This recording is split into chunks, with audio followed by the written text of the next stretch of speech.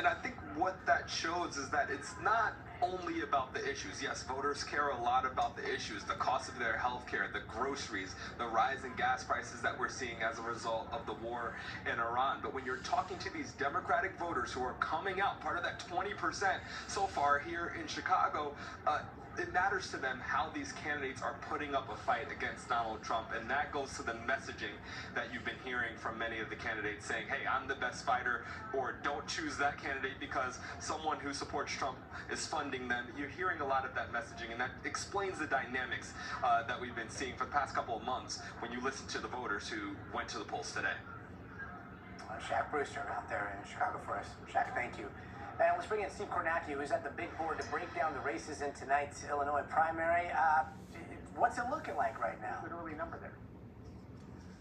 Well, Gotti, I think one of the things here is the polls just closed here. Most of the action in this Senate race is going to come out of Chicago and the suburbs right around Chicago. I mean, when I say most, I'm talking like 80% of the vote is going to come roughly from where I just circled there on the map. But we do have a result here from downstate. This is from St. Clair County. This is just outside St. Louis. East St. Louis is here, among other cities and towns.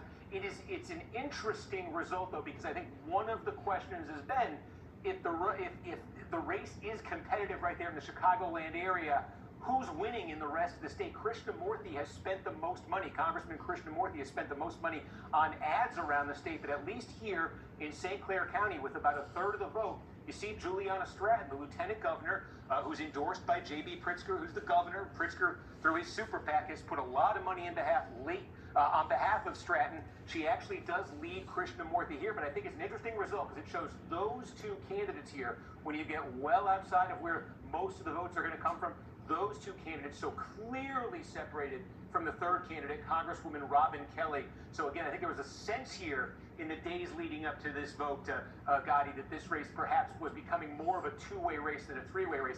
At least in this one initial result, that might be something. There might be something to that. It's so interesting. It's so interesting to hear all of the money that has been spent in this race. Again, it is a low turnout, expected to be somewhat of a relatively low turnout primary, and yet one that has implications that are so big. And yet, when we hear low turnout, like how many votes are we expecting today, and how soon could things get called? Yeah, I think one of the things here, unfortunately, I say here, Illinois is tends to be one of the slower counting states. So, we're keep an open mind here. We're always hoping with these things they get a little bit faster as they go along. But in terms of fully knowing how many votes were cast here and what the turnout looked like, we might not have a good sense of that until tomorrow, until a few days from now. I think what we're hoping for tonight, though, is that you get enough of the vote in that it becomes clear who's going to win these races. This race, obviously, this Democratic race for the U.S. Senate, whoever wins this, given how blue Illinois is, the overwhelming favorite to win the Senate seat in November. Also a number of congressional races here throughout the state. Again, we hope tonight that there's enough result that it's clear who's going to win those races, even though it does sometimes take them, it can take them days to count all the votes in Illinois. We'll see. And we'll be watching you for days then. Steve Kornacki, thank you so very much, Dr.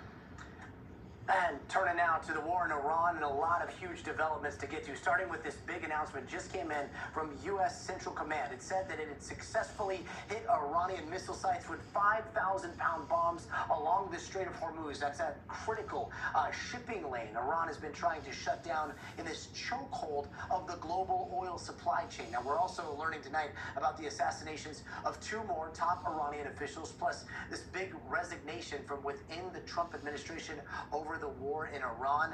The man overseeing U.S. intelligence on terrorism, he stepped down from his job in protest to the war. All while Trump is doubling down on his attacks on our NATO allies for not doing enough to help in the war.